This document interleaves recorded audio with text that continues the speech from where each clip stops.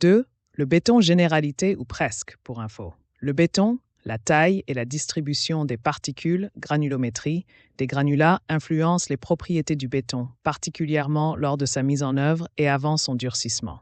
Voici les points clés. I. Granulométrie appropriée.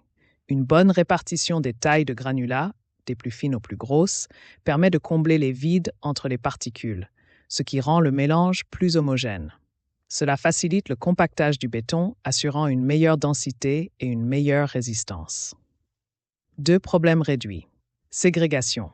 Cela fait référence à la séparation des composants du béton. Granulats, ciment, eau, ce qui peut entraîner une perte d'homogénéité et affaiblir le matériau. Saignement. L'eau excédentaire remonte à la surface si le mélange est mal conçu ou trop liquide. Une granulométrie correcte aide à limiter ce phénomène. Perte d'air entraînée. L'air incorporé dans le béton, souvent volontairement pour améliorer la durabilité, peut être perdu si les granulats ne sont pas bien calibrés, affectant ainsi ses propriétés. Fissuration par retrait plastique.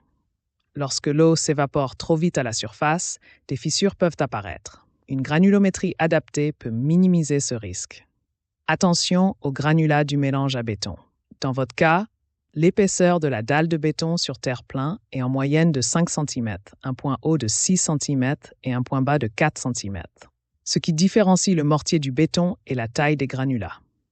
La règle générale en maçonnerie, inférieure à 5 cm du mortier au-dessus du béton. Exemple, on doit pouvoir empiler 3 des plus gros grains du granulat les uns sur les autres. Granulat, mélange à béton 0,15. 0 mm, le grain mesurable le plus petit, et 15 mm, le grain mesurable le plus gros. Donc 3 par 15 mm et 45 mm, c'est bon.